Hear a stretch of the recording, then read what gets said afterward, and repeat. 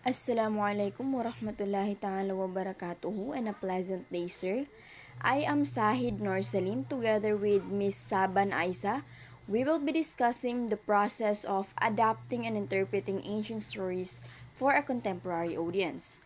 When we say adapting and interpreting ancient stories for a contemporary audience, it involves a series of thoughtful, creative, and culturally aware steps. The goal is to preserve the core meaning of the original while making it resonate with modern readers, listeners, or viewers. It has 9 steps, and I will be discussing the first 4 steps, and Miss Saban Aisa will be discussing the step 5 to 9. The first step is researching the original context.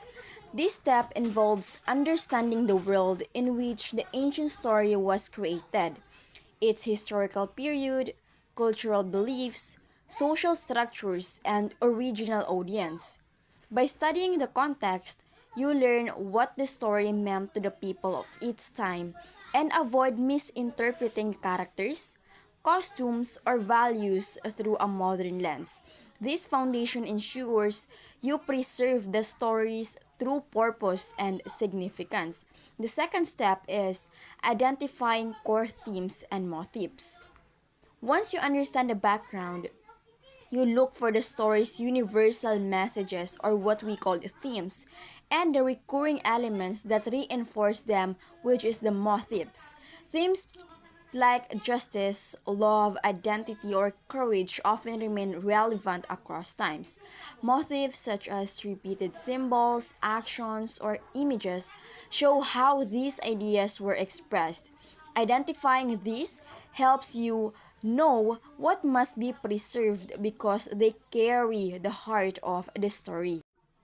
The third step is interpreting symbols and values. Ancient stories often rely on symbols or values that meant something specific in their original culture. This step involves uncovering what objects, actions, or characters symbolized and what values they represented. You then decide how these meanings translate for a modern audience. Some may still resonate, while others may need explanation or reinterpretation to maintain clarity and impact. And the fourth step is bridging cultural and temporal gaps. Finally, you adjust the story to modern readers can understand and relate to it without losing its authenticity. This means recognizing differences in worldview, language, and social norms between the ancient world and today. You may rephrase outdated language, clarify unfamiliar costumes, or highlight aspects that connect to modern experiences. The goal is to make the story accessible and meaningful for contemporary audiences while still respecting its origin.